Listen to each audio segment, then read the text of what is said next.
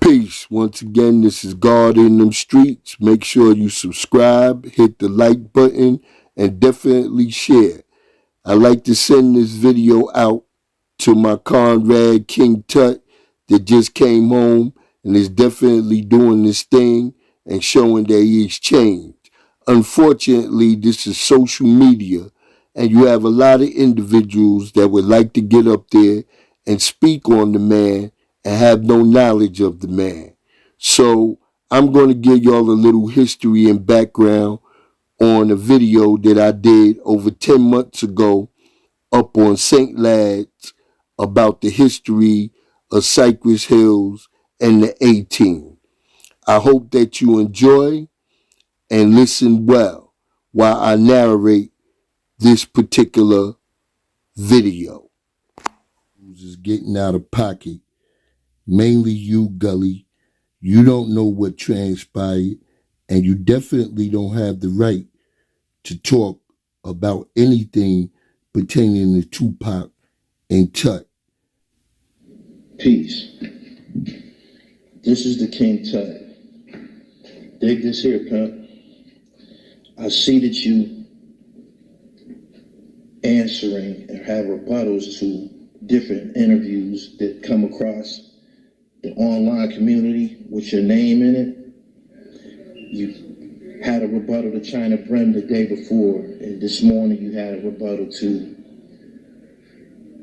Whack 100 saying that Haitian Jack could get you on Vlad TV. This is the question that everybody wants you to answer, pimp. Dexter Isaac, who claimed responsibility of the Tupac Shakur robbery, said you didn't have nothing to do with it. And he said he stepped to you in the penitentiary. I think it was in Beaumont, Texas. He stepped to you in the penitentiary and he was about to put a knife in you.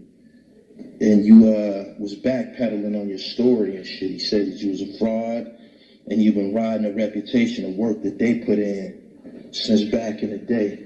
That's the question everybody wants you to answer. This video was viral before you came home, and it picked up more momentum since you've been home. But for some reason, you act like you don't see the video or you don't have a rebuttal. People want to know, flat out, there's no reason to play the, there's no reason to keep beating this dead horse or trying to ride this story until the wheels fall off about your relevancy pertaining to the Tupac Shakur robbery. People want to know. You dig? What's up with that shit that Dexter said? Dex said you ain't had nothing to do with it.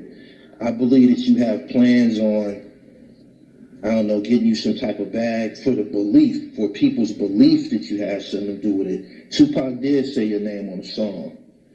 But for the most part, the people in the know say that he was misinformed and you had nothing to do with it. I'm saying this based off research and the fact that I have an interview out online with a man who claimed responsibility for it. You did. A man who said he was paid to do it. A man who said he had the jewelry and he sold it to Ivory Peanut Davis. He said you had nothing to do with it, and he said he was going to... Man, who was that, man? It was these fools from New York, this gang out there called AK. Dude, about the pistol to me? Man, who was that, man? It was these fools from New York, this gang out there called AK. Wait. That it would have been official tissue was for Suge Knight and Tupac to take care of Tupac enemies, not just in the rap game, but in the New York streets also. The New York street. So without further ado, we're going to put this on. And when me and my cousin went up there, because I was up there, there's a few speaking engagements, and we went to see him. And when we was talking on the visit, and, we was talking about the Tupac situation, and he stuck to the same thing. He said, yo, man, you know me. I'm saying, okay, first they say I shot him. Okay, I know Tut. I done been around Tut for years. Tut will whip you behind, but he's not going to shoot you. So to me, like he said, I didn't have nothing to do with that. So he told me right then and there that Jimmy Hitchman set him up. Peace, everybody. Once again, this is God in them streets. Make sure you hit the subscribe button and definitely share. Well, I'm here to break down the real story to King Tut. I'm about ready to play a video that I did over 10 months ago on St. Lad's, breaking down the history that me and Walter Tut Johnson had growing up in Cypress Hill Projects in East New York, Brooklyn. I hope that y'all appreciate this because it seems like individuals like Gully and a few others would like to get out of place with my man. You don't know what transpired, and you definitely don't have the right to talk about anything pertaining to Tupac and Tut and what somebody else told you. That's the problem that's going on nowadays. A lot of y'all need a lot of straightening out here, and especially when you talk to individuals that back in the days you could have never approached them with your mouth running the way that your mouth is running.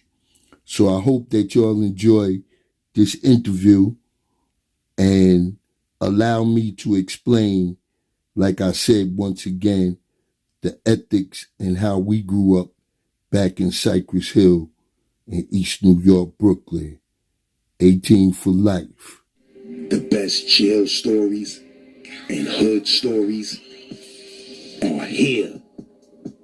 Make sure you subscribe today. LAZ. How did you meet Tut in the first place? Good question. See, a lot of people don't really know a lot about him. You know, we know his government name is Walter Johnson. And we all grew up in Cypress young together. What I mean is at least the early 70s. And I first met Tut because Tut lived right there next to it used to be the library and the community center. And they had a big, it's like a iron horse, like a stagecoach, you know? So that's where I first met him, basically going to Cypress Hills Community Center. And back then, you know, we was all into sports. Like I said, the whole environment, like with the project, and especially moving out there to Cypress back then, because it was mostly Caucasian people in the project back then. So we had a cat there named Mr. Steiner. That was a white man. He ran, you know, the community center back then. That's how I learned how to first travel, you know, as far as New York City. Because back then we used to have what you call circus, you know, and we go to Marlboro Projects, we go up to Castle Hill, Bronx River, you know, all those things was going on. It was called the Boys Athletic League. So basically back then, you know what I'm saying, we used to do a lot of boxing and all that stuff like that. So that's where we first met, you know, in the community center. And as time went on, you know, he had dudes that was mostly like his OGs, that was my OGs, because back then everybody in the project that was black, you know what I'm saying, we basically knew each other. So there was one cat back then, his government name was Butch, rest in peace, was a terror. You know, his name was Bishme. He was one of the first cats to like kind of put us on the map as far as the jail situation was concerned. So he was real nice with his hands. And then later on, another cat moved over there by his building. You know, his name was Showboat. You know what I'm saying? He was real nice with the ball and the hands and everything like that. So them dudes was kind of like, I want to say, Touch mentor as far as with his hand. Yeah, I just wanted to reiterate when I said about Touch mentors, which was Bishme, Butch originally, and Bishme was real nice with his hands. He was one of the first ones to go to jail for bank robberies. That's what I mean by putting us on the map. And then the other individual, whose name was Showboat, he moved out from the Sty, but a lot of people know him by Spoon. He used to bring cats out there like No Teeth, Cleat, and other individuals. So I'm just filling y'all in on some of these things that you're hearing right now. Used to live right there on Sutter side. His name was Born. Born was a real close friend of Tech growing up, and him and Tech, they used to practice the martial arts a lot together. So, from there and the experiences we had growing up in elementary school, we went to that school right there on the Conduit, PS 214. And, it was racial back then. We had this one white cat. I think he was Italian or something like that. Or he used to dress like that. He had real dark blue eyes named Mr. Richland, And we used to go through a lot of shit with him and everything else. What you mean? I mean, he just was like, back then, a lot of them Caucasian teachers, they really didn't know how to deal with us. So the ones that was prejudiced, like, my story is crazy because, by the second grade, they stopped sending me to see the regular counselor, or it might have been in the first grade. And I started going to see the psychiatrist named Mr. Rosenthal, and they had called my mom's up there one time, and she came up there to meet with him, Yeah, I was in the first grade, that's right. And that's when that scared straight, shit was kind of a little bit popping off.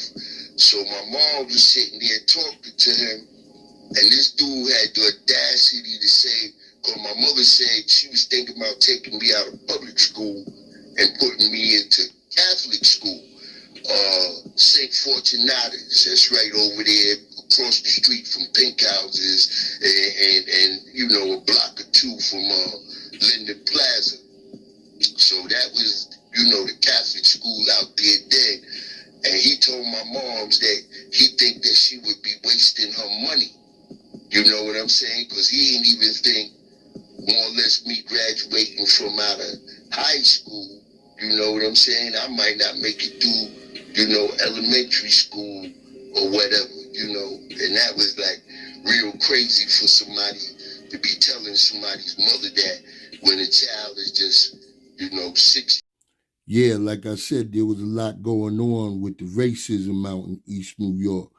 And it was just like Malcolm X, the teacher telling them that he couldn't be a lawyer growing up. So those are some of the obstacles that we went through growing up to make us change into the individuals that we became. I'm going to continue with the St. Lad's video. Do a lot with the older white boys coming, trying to beat us up, that the Fonzarelli jacket things, and that was the thing, like I said once again, for me growing up, that was applied to as far as the gang situation, you know what I'm saying?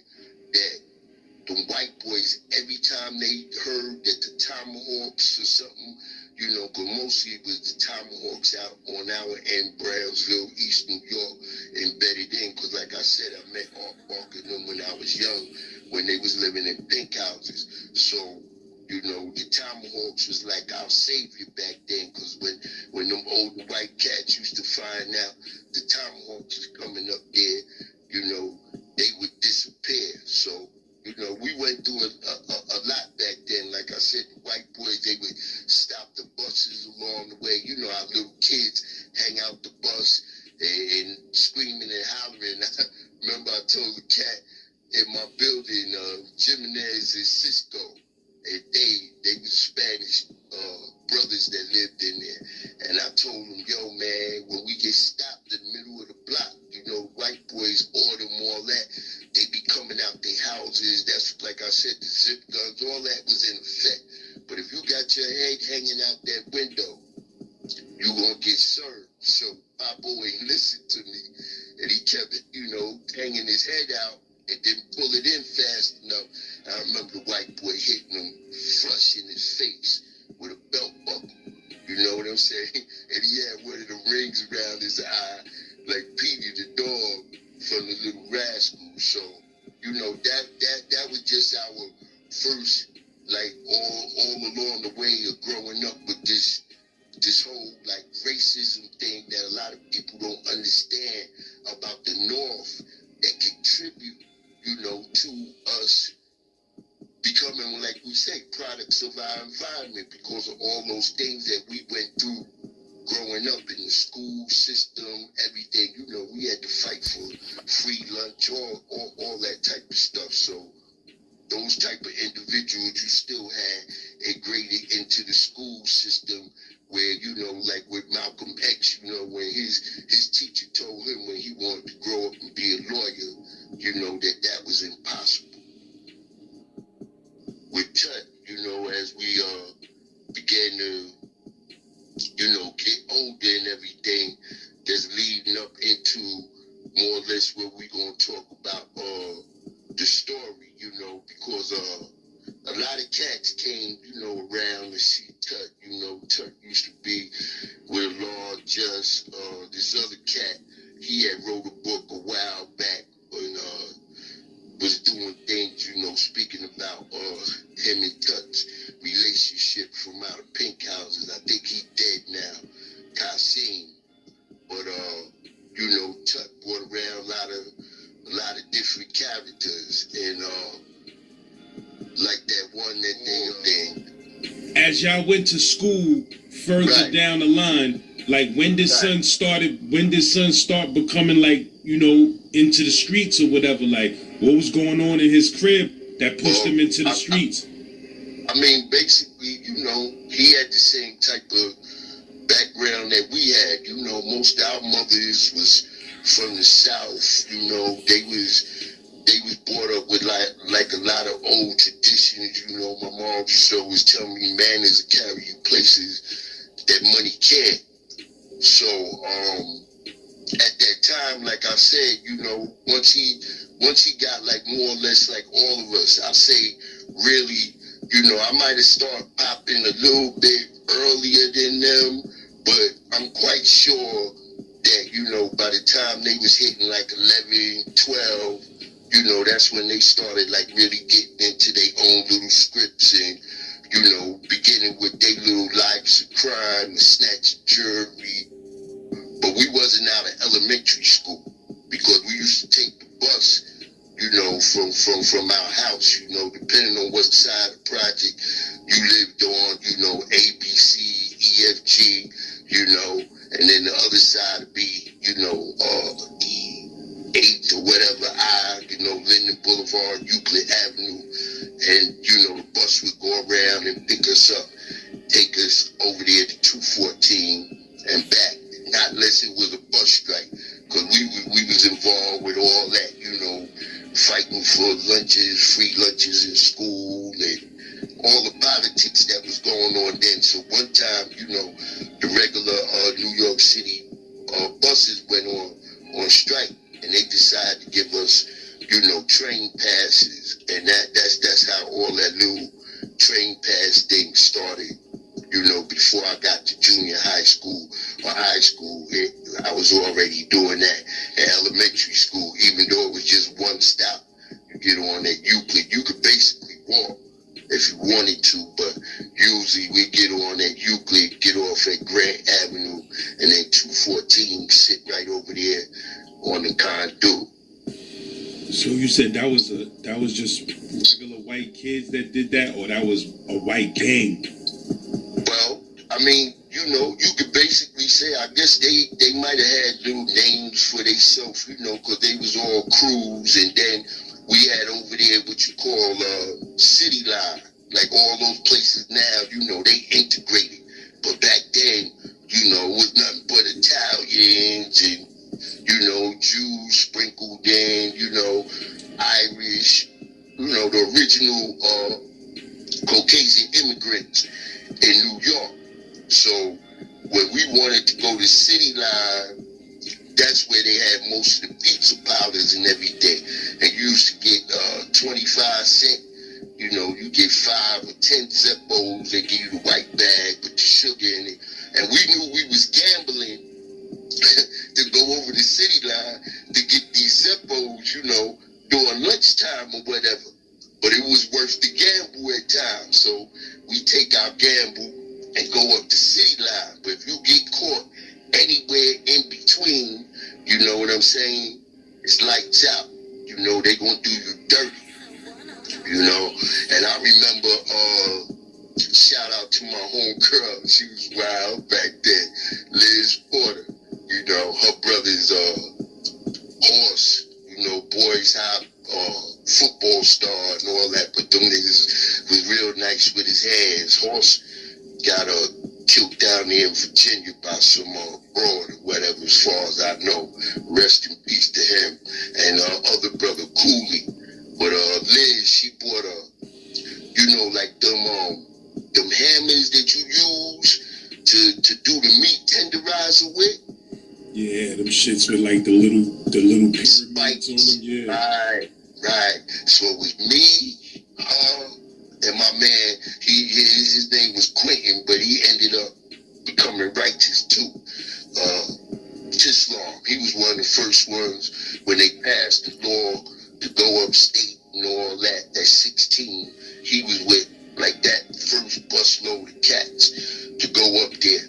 But anyway, we had got together with her at lunchtime, and like I told you before in one of my joints, we used to go to TSS, you know, and shoplift, like they had that fake blood and all that, so we could come back, you know, and play.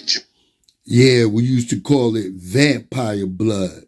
And we used to get the blood, come back to school, put it all on our face, and act like we hit our head up against the desk, you know. And them teachers, they was messed up in the head for a while. But let's get back to the story. On the teachers until they got hit. But anyway, she had the hammer, and it must have been an incident or something that we had went through where we were still like feeling salty about them white boys. And that day, me, her, and my man Quentin, we went out like, you know, on the hunt. And we happened to catch one of the little white boys with one of them little, you know, that's when they was we was riding them bikes, you know, the banana bikes with the sissy bars. And we caught him, and we gave him the business with that hammer too, man. For real. Yeah. You said he was one of the y'all recognized him from some shit that he did, or he just was a random dude? You know, I'm sorry to say, but you know, that was just the way it was. You know, they did a lot of savage shit to us, so at the end of the day, we just, you know, that was just one of our savage, you know. He was in the wrong place at the wrong time, so he got the business, you know. Okay, so you said it used to be crazy racial tension at them time. What years is this like? Man, this is like, I got out there for Bed-Stuy. Like I said, I moved out there in 68. I was in the first grade. I went to pre-kindergarten and a little bit of first grade in Bed-Stuy. And then my mom, when she moved that December out there, you know what I'm saying, I got into school out there, and I started going to school. So I was out there from the first grade on, you know. Yeah, so that's like 68. I went to junior high school, IS 218, which is right across the street from where I lived in the project. That was like 74, 75, and then 75, 76, and then I went on to Franklin K. Lane, you know. Yeah, around that time, that's when it was heavy out there with the sex boys and the crazy homicides. And on my side of projects, we had what you call the Buccaneer Lord. you know. We used to sing a song called We Are the Lords, Buccaneer Lords, gonna turn the sex boys out, bum, bum, bum, bum. Gonna turn the sex boys out. Yeah, that was to Parliament Funkadelic. Let's keep it moving. Most of us back then, they tried some little slick shit. That's how all the racial riots and everything was starting. Like in New Utrecht, Sheepshead Bay, Madison. You know, they started that little busing jazz going on, like maybe like 73 to like 75 real hard. Because I know by the time I went to Lane in 1976, Lane had went back to being our zone school. But prior to that, they were sending cats to New Utrecht, Madison, Sheepshead Bay, all the spots. You know what I'm saying? We had to go to war with them white boys, you know, getting in and out of school, you know? They even got a book on the Franklin K. Lane racial riots. One of my homies said I was in it, you know, because we had a dude back then, Kenneth Tube and Miss Bangin, and they was all on a mission to kick all the 5%ers they could out of Franklin K. Lane, but they could never kick me out because I had the grades and I played ball. And I remember one time a racial riot that broke out because we had this cat Mel's across the street, a pool joint, / store and all that. That's where everybody used to hang out. And, you know, one of the riots was getting ready to break out, and this dude, Kenneth Tube, he hated me. But for some reason, he came and got me and gave me the bullhorn. And I'm telling you, say, lads, a lot of this shit I'm saying, niggas would be like, yo, OG is capping. But anybody that was there, you know, they'll tell you anything I say is word and bond. But anyway, he gave me the bullhorn, you know what I'm saying? So I got on the bullhorn and, you know, I calmed it down before it turned into a riot. But I made sure when I went across the stage on graduation, all the other blacks was talking about, they was, you know, not going to shake this dude's hand and all that when they give you the diploma.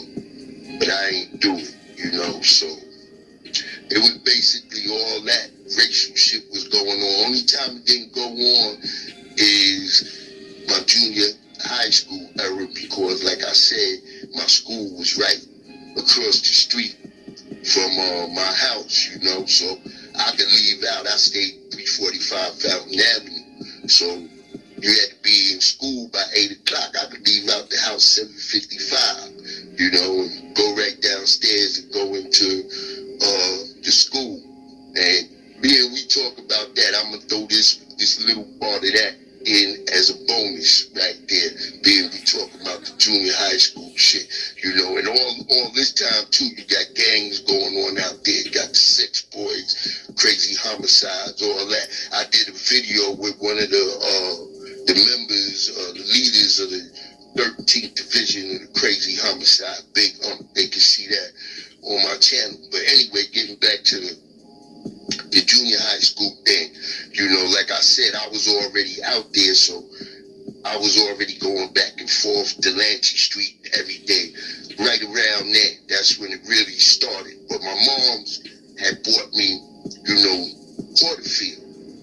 And you know, back then, everything is like it is right now, you know. If you wore something that was supposed to be what it be, it's supposed to be real. So the real Porterfields, when they first started making them, they had the yellow silk lined in the inside and that real fur on the collar like you can see. Yeah, so you could imagine we talking about 74, 75, you know. I ain't no more than 13, 14 years old, going on 14 or whatever. And I'm wearing Porterfields back then. I'm already shopping on Delancey Street, you know, doing that fly shit, moving around and everything. And this is how we was bred. That's why we say we cut from that cloth. Some of the older guards wearing in some of my pictures, big wives and them, those are the real joints. Later on, they came out with the fake ones that had like the dog hair and the checkered lining in the inside. But anyway, I had a real one. Lord bless the dead, my man Mo Lonnie Brown, and this other cat named Howard from the middle. You know, my mom bought me the black one because, you know, of course, black go with everything. And that was the first ones that came out. They didn't start coming out with the beige and blue joints until a little later. It was basically, I think, the black ones definitely and the brown ones. But anyway, that day I was bullshitting around. And if you get in there like 10 minutes past 8, they make you leave your coat in the late room. You know, but I'm not thinking, I'm in like the 7th grade or whatever, and I'm thinking like, you know, I'm known, niggas ain't gonna get me for my shit, you know, so I hang my shit up in the late room.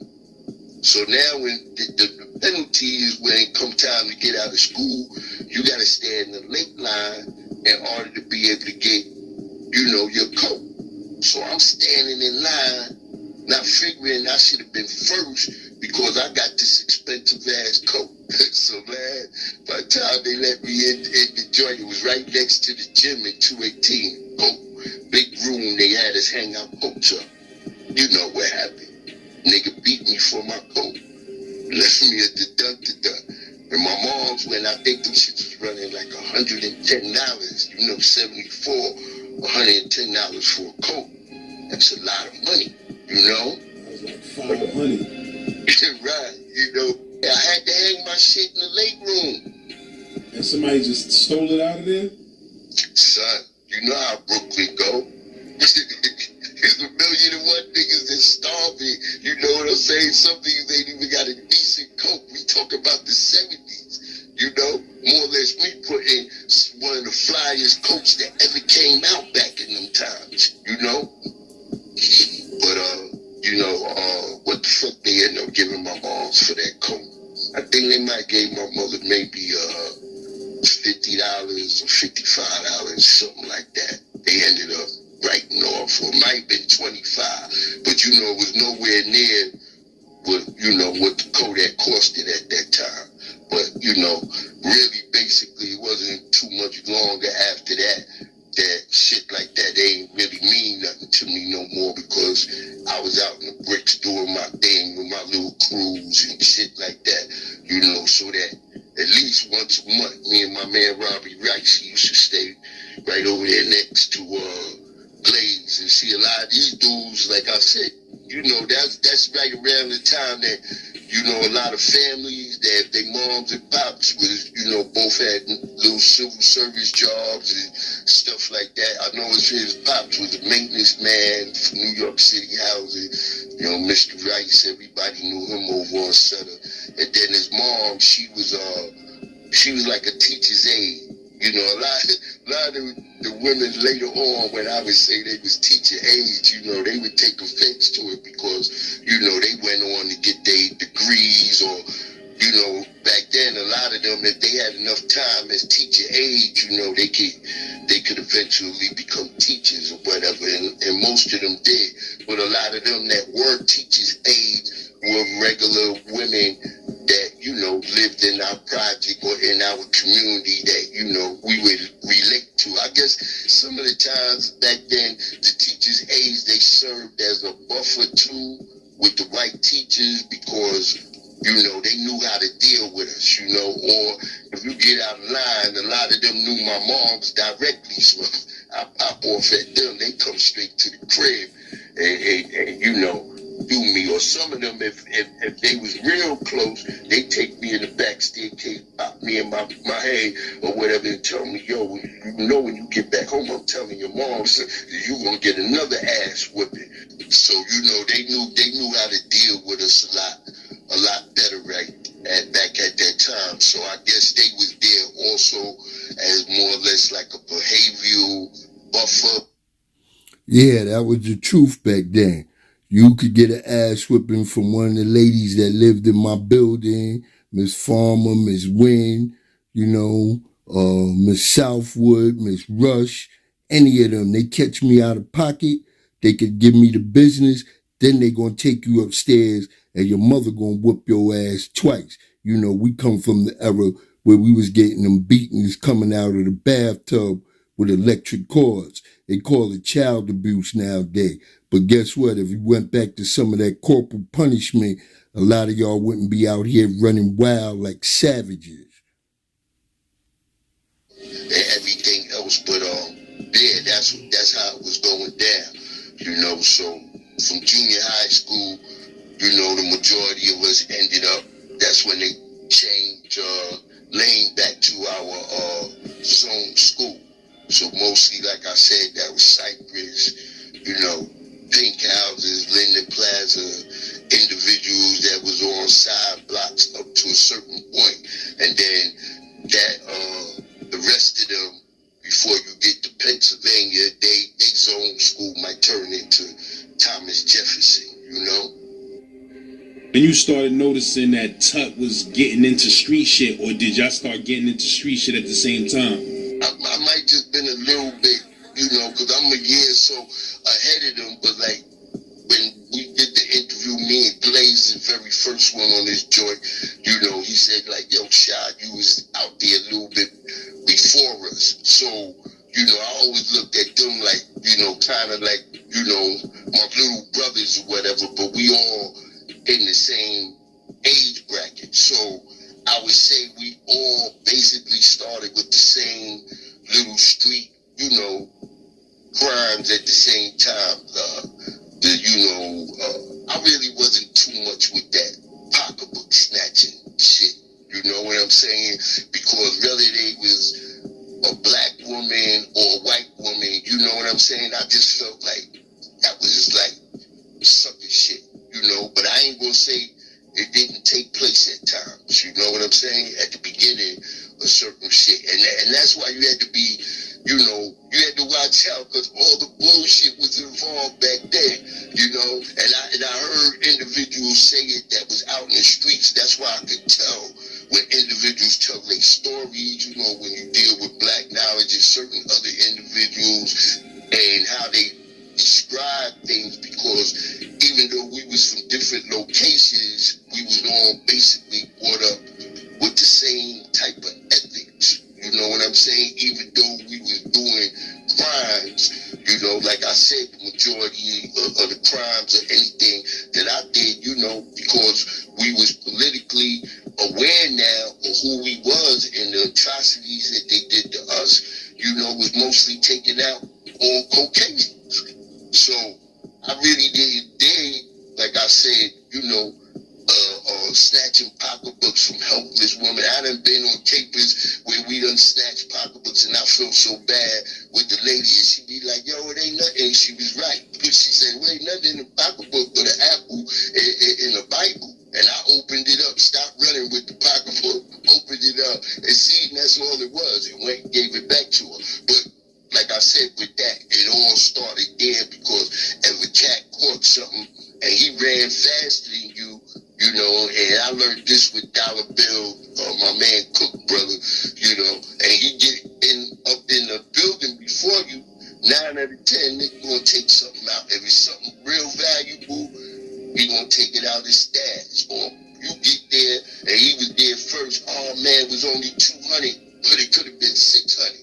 You know, you won't know it 2 or 3 days later if you see them. But some cats, you know, y'all might have just met up to do capers with each other. That's how we knew each other all from different places. And having individuals like Cutting them, they would bring a lot of these characters that was from other parts that would do robberies. But like I said, I wasn't really with that.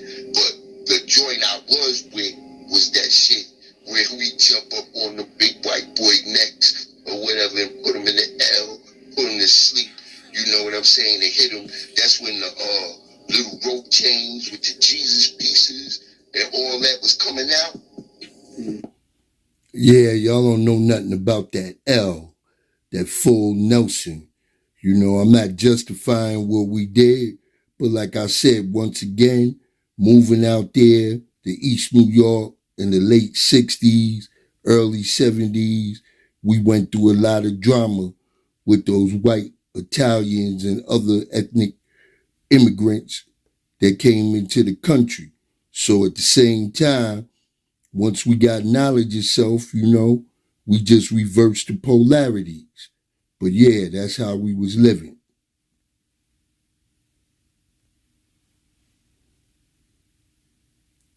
You know.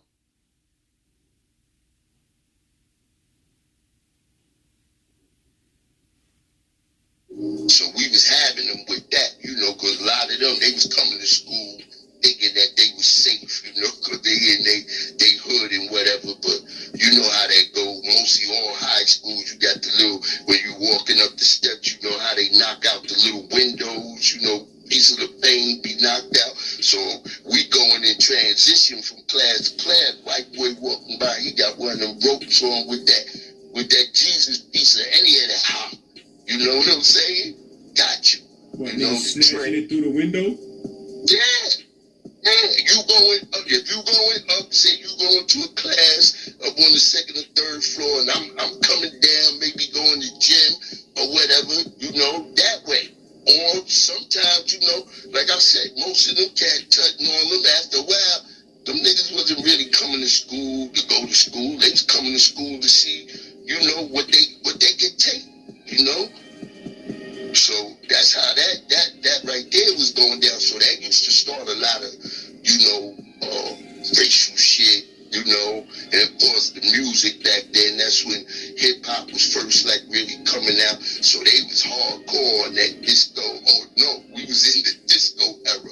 But I say hip hop because, when they really deal with it last, they give the Bronx, credit, and I'm not taking nothing away from, Cool Herc and everything that was going on in the Bronx, but literally hip-hop was going on in all the boroughs. You know what I'm saying? We had Brooklyn, Grandmaster Flowers, Stevie D, all them type of Sonny Chiba, all them dudes, and especially they don't give no. Yeah, like I said, I done had people in the comments ask me who Grandmaster Flowers was. Grandmaster Flowers, Stevie D, my man Todd from Albany Projects, 1191. Those are DJs out there in Crown Heights, St. John Park was real famous for all the jams back then.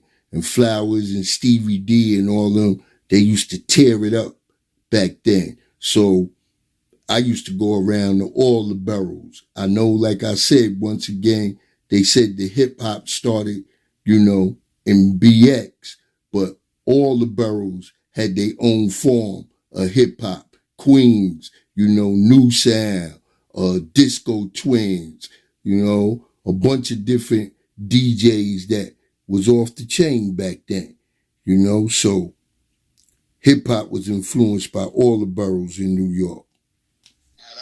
Called Mr. Ellis, he made what you call the kicking coffin, son. He had a coffin with 2 turntables in it, and then my man Pete Dotson, he made the caboose for him, son. I'm talking about a train with the turntables, the kicking coffin, and he also did some live shit for one of the most well-known groups from out of Brownsville back then called the Dance Masters. You know what I'm saying? They had the speakers with the 456 CeeLo, and they used to play what Soul in the Hole is, what Van Dyke. He used to play music there, but they used to come out to Cypress for Cypress Day back then. That's what Cypress Day. But he made the kicking coffin. He made the Pete caboose, which was a little train joint with the turntable, and then it was another cat that was from Pine Street.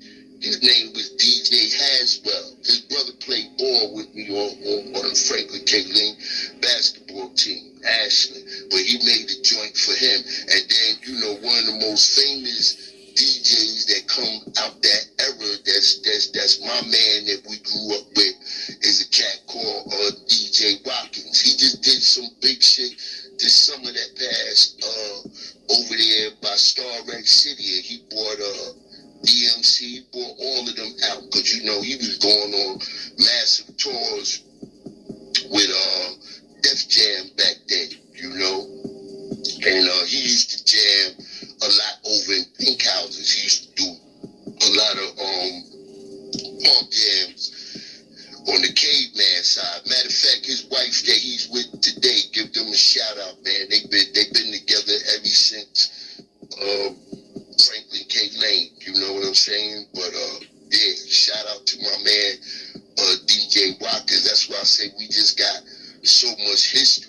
there when it's connected to the rap game. The cat from up there on Linden Plaza that just passed away not too long ago. Shout out to my man Moppy. You know, they call him Jimmy Spicer, Super Rhymes, you know, and definitely ODB, he stayed up there about 6 years while he was young.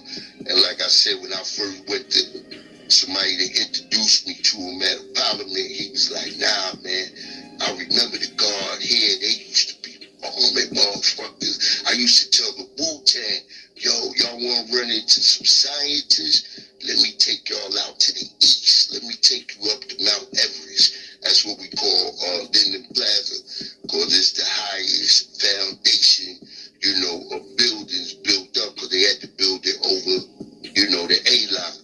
So, you know, that's where all the graffiti and everything else started out. And before, I might just move a little fast before we even got to the question, if you was going to ask me the question, because they kind of, you know, overlap each other, being that we talking about a little bit of Linden Plaza history, because I got shit on all them pink houses, everything, but we going to stick with this one.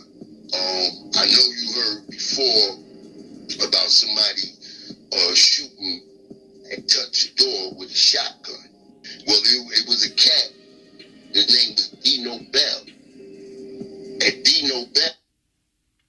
Yeah, Dino Bell, he was my man Bobby Bell, who they call Free, rest in peace, and his brother Stanley Bell, and their sister name was Kathy Bell. Kathy, she was also a 5%er too, but then she went and got with the Ben Yahweh, and that's how she had Zab Judah. Yeah. So Zab Judah is related to this cat who I'm talking about. That's another infamous stick-up kid. You know, a lot of brothers fell victim to them drugs later on down the line, but when they was moving around, they was really treacherous.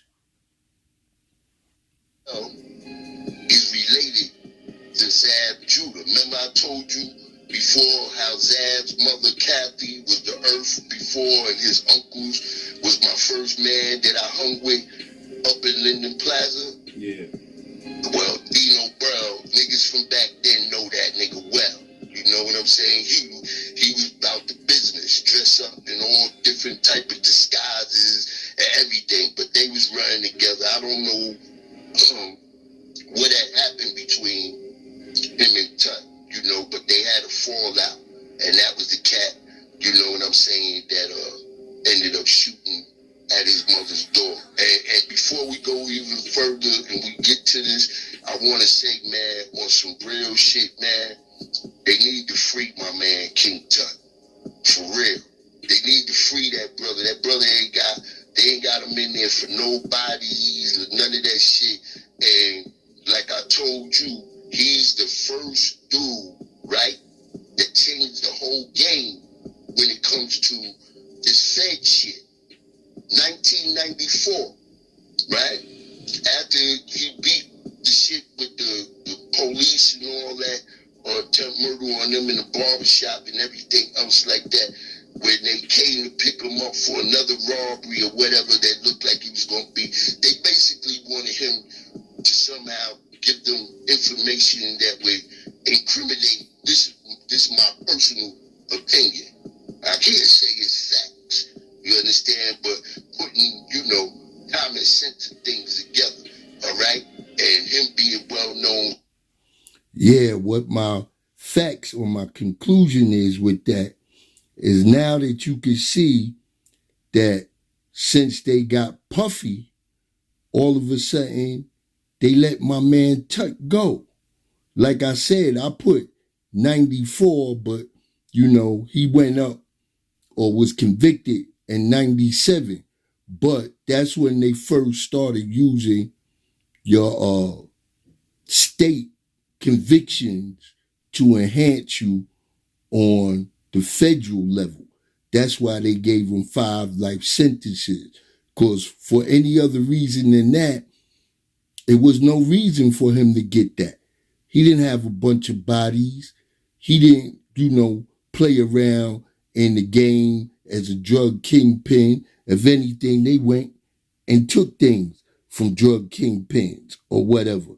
But he wasn't out there slinging or doing nothing like that to catch no Ricos or anything that would give you that amount of time. But like I said to everybody, God in them streets, I did this video with St. Lads over 10 months ago.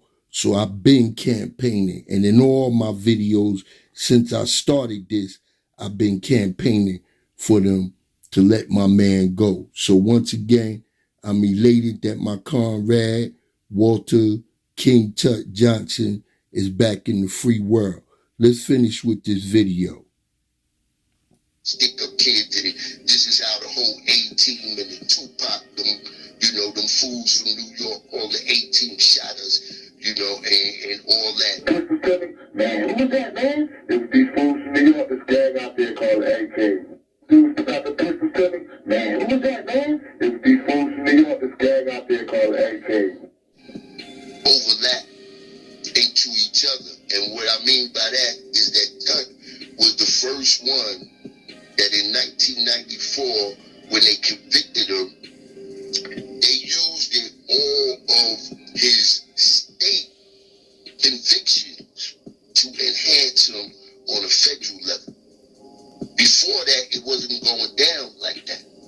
You know what I'm saying? The feds was the feds, and the state was the state. And what I mean by that is because once they seen it work with him, what did they do after that? They went on a rampage with the drug shit. And everybody started getting locked up. And then all of a sudden, the time in the feds changed because the feds used to be for white-collar crimes. Like my uncle, he did a bank robbery in 1969 and was classified as the mastermind, right? And they gave him 21 years. But he only did 7.5 years because back then on the feds, you only did 1/3 of your time. So they enhanced his time, and being that he didn't cooperate like they thought he should have with the whole shooting of Tupac and Puffy and everything, you know what I'm saying? That's when they hit the man with life without parole. How does he get life without parole? Yeah, he was a notorious stick-up kid, but he ain't have a bunch of bodies under his belt. I don't agree with, statements that was made out there before, people that he run with that said, for instance, I'm going to use this little scenario that one time they had a beef in the project and they had guns on them, and it was with some other OGs in the project that normally, took advantage of a nigga growing up. That's why the gun game changed everything, because it became an equalizer for bullies too. So, that particular night, the other person said that they shot at the OGs more or less to kill them, but Tut just shot up in the air. If it was me, and I could say that from my own experience growing up, you know what I'm saying, and letting the OGs know, like, it's my turn now, you're not going to, just deal with me any your way, because I got one of these things on me. I got this equalizer, okay? But as far as me going to the point of wanting to have to lay one of them down just because, you know what I'm saying, we in a situation now where a nigga can't just do what he want to do with me. Nah, I would have probably did the same thing that Tut did, which was shoot up in the air, right? But what I'm saying is, Laz, let's keep this shit official, right? How can you think an individual could run around Brooklyn as a well-known stick-up kid? Now, when you're a stick-up kid, that means that anybody that's shining, anybody that look good, most of the time ain't off limits. You're willing to get at anybody. You understand? And he had that type of reputation. So how can he have that type of reputation without being willing to kill? See, and this is what I'm talking about. When your man Gully want to try and put some one little incident with some little Tupac bullshit and make it seem like that's all my man was built on. Deal with black knowledge, from Marcy. Deal with numerous individuals telling stories about this man. And everybody know how we give it up in BK. You know what I'm saying? Manhattan make it, Brooklyn take it. No disrespect, man. So you can't be that type of individual where you a well-known stick-up kid, but yet, you know what I'm saying? You some sucker, and now all of a sudden you gonna be locked up in jail and you gonna fold by some young cat, because a lot of y'all cats is way younger than us. So by the time y'all started coming along and doing your thing, you know what I'm saying? We was ancient out there. So I don't know what's up with this Dexter dude or whatever, and I know he's attached to Scooter and all the rest of them. And I got an escapade about touching Scooter and them up at the country club one night, with P. Diddy being in there. And I went up in there through my man JR, that was the manager of that group at that time called Men of Vision. Like I said, the guard got massive content and real stories, not no bullshit made up from reading individuals' jackets and what you heard from other individuals, but a living testimony, of this God in them streets, God, gangster, and gentleman. But let's get back to the story.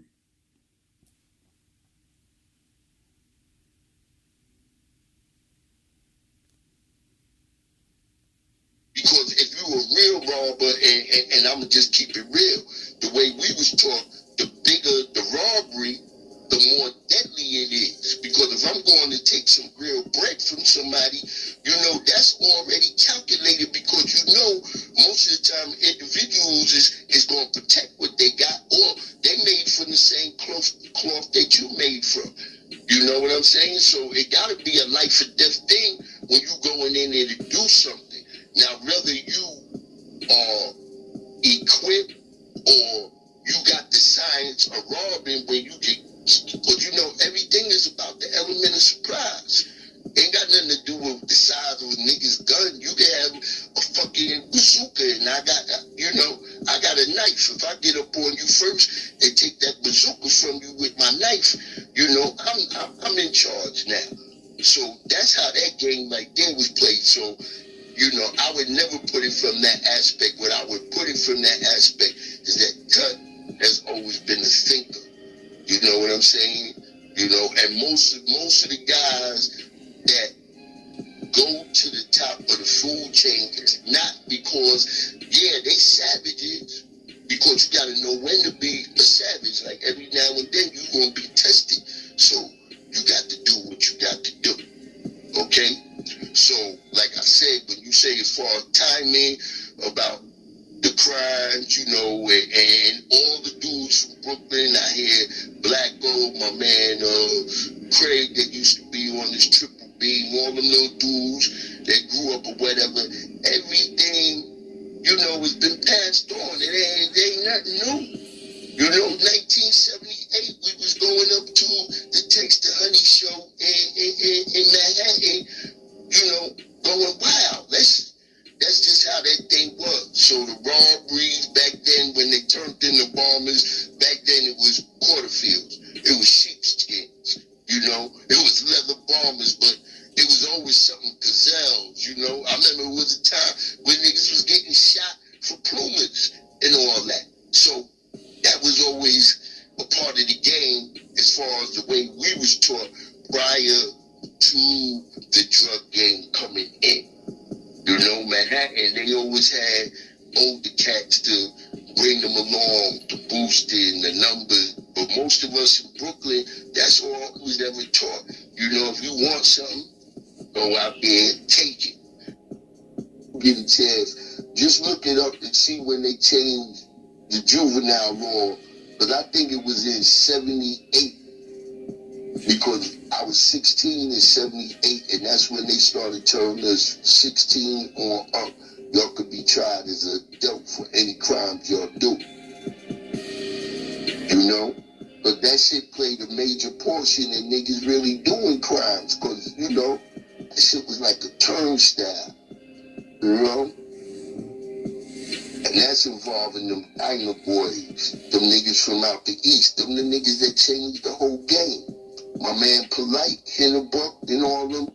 Yeah, I don't know how many of y'all know about the Diner boys, but definitely they changed the whole game.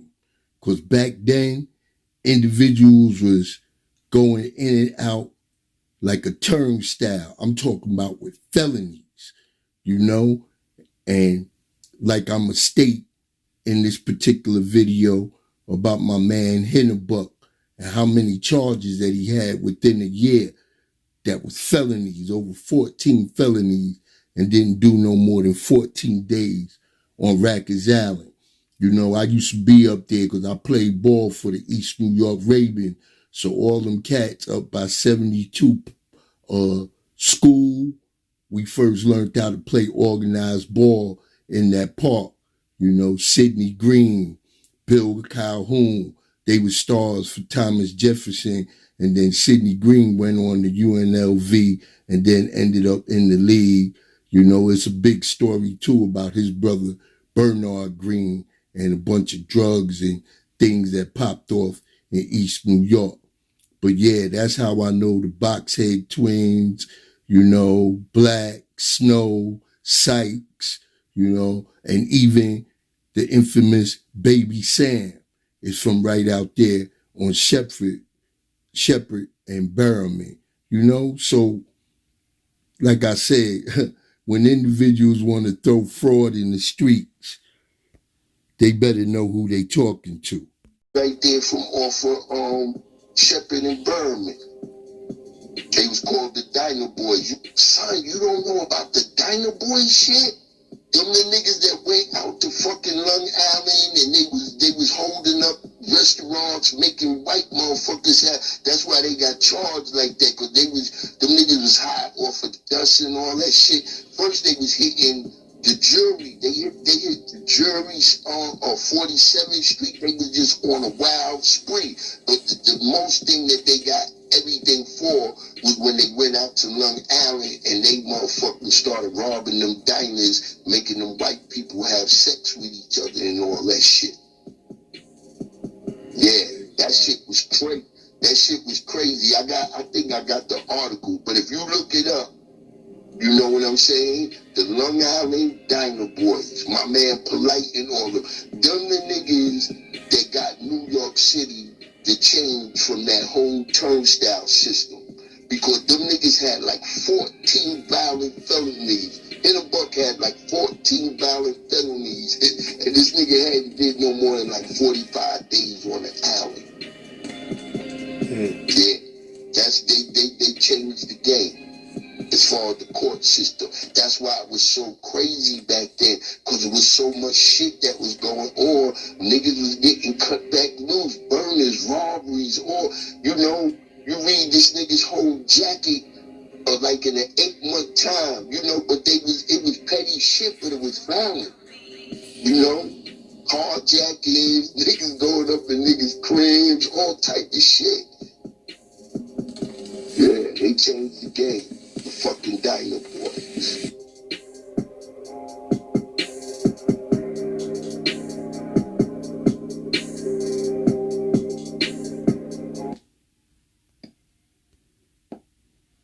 Well, that's the exclusive right there. So I hope that y'all learned a lot behind who this man, Walter Tut Johnson, King Tut, really is. And please, I'll be watching a lot of y'all because I go around the different, you know what I'm saying,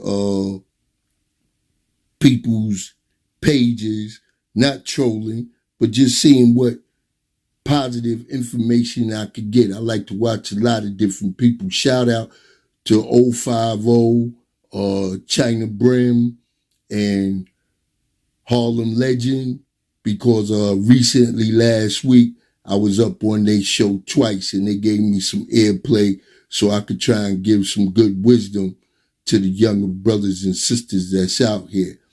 And also at all times, shout out to my man, Sub-Zero and his queen, Rosie. And hopefully we'll get together to do another interview real soon. But God in the Streets is going to keep it coming. It's going to be always authentic when it's dealing with me. And you can make for sure that my word is always my bond. And with that, I'm going to say peace.